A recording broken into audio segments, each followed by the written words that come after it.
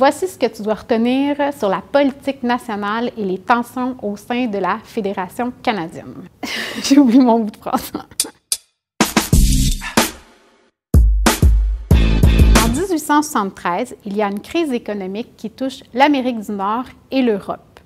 On assiste à une baisse des salaires et une hausse du chômage et des faillites des entreprises.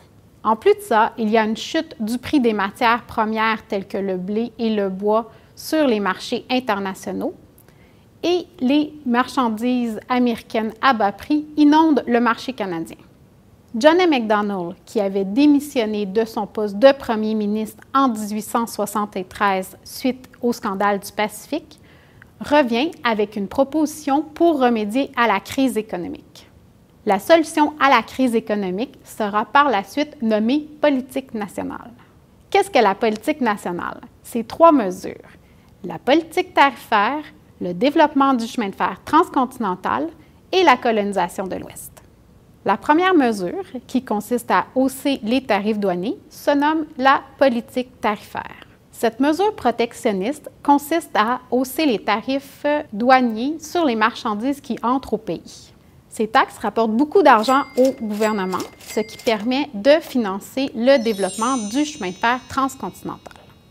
Cette seconde mesure permet de transporter par train des personnes et des marchandises dans l'Ouest canadien.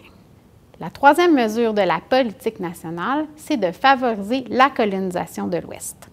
On veut donc mettre en valeur les terres de l'Ouest, développer la production de céréales canadiennes et créer un vaste marché intérieur.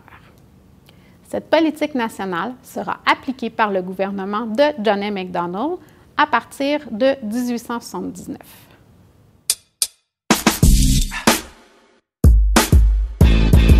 Comment le gouvernement fédéral administre les Premières Nations? La création d'un marché intérieur et la colonisation de l'Ouest amènent des tensions entre le gouvernement fédéral et les Autochtones qui habitent ce territoire. Pour atténuer ces tensions et administrer les Premières Nations, le gouvernement fédéral adopte la loi sur les Indiens en 1876. Cette loi vise principalement la sédentarisation et l'assimilation des Autochtones qui sont désormais sous la tutelle du gouvernement fédéral. Cette loi comporte des clauses discriminatoires. Par exemple, on leur enlève la possibilité de posséder des terres.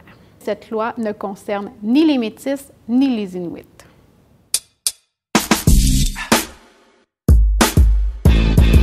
Quelle est la réaction des Métis face à la colonisation? Les Métis sont aussi préoccupés par la colonisation de l'Ouest, car ils craignent de perdre leurs terres au profit des colons. Ces colons, principalement protestants et anglophones, représentent une menace pour les Métis qui sont en grande partie catholiques et francophones. En 1869, les Métis, avec Louis Riel à leur tête, s'emparent de Fort-Garry.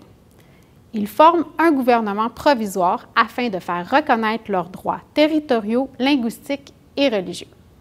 C'est ainsi que le 15 juillet 1870, le Manitoba, ce petit territoire où la population vit principalement aux abords de la rivière Rouge, devient la 5e province de la Fédération canadienne. Dans les années 1870, les Métis du Manitoba vendent leurs terres pour s'installer de plus en plus dans l'Ouest canadien afin de préserver leur mode de vie traditionnel. Dans les années 1880, les Métis sont de plus en plus mécontents. À cause de l'arrivée du chemin de fer, il y a des milliers de colons blancs qui viennent s'installer sur leur territoire et le bison a presque disparu. Louis Riel, qui était en exil aux États-Unis, revient comme chef et prend la tête d'un 2e soulèvement métis. Cela donne lieu à des affrontements entre les rebelles et les colons dans la province qu'on appelle aujourd'hui la Saskatchewan. Au printemps 1885, John A. Macdonald envoie par train des soldats et des miliciens afin de mettre un terme à la révolte. Résultat de tout ça, c'est la défaite des Métis face à la milice canadienne. Au terme d'un long procès controversé qui divise le Canada, Louis Riel est condamné à mort par pendaison. Aux yeux de plusieurs Canadiens anglais, Louis Riel est considéré comme un traître à la nation, tandis que pour les Canadiens français, il n'a fait que défendre les droits des Métis francophones et catholiques.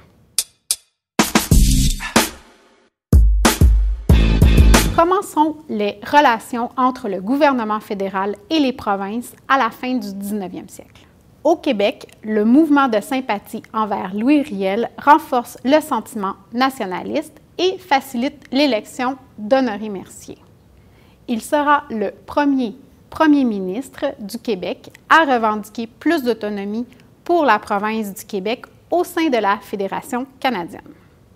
Au nom du principe de l'autonomie provinciale, Mercier exerce une pression sur le gouvernement fédéral pour obtenir plus de pouvoir et un meilleur financement des provinces. Voilà ce que tu devais savoir sur la politique nationale et les tensions au sein de la Fédération canadienne.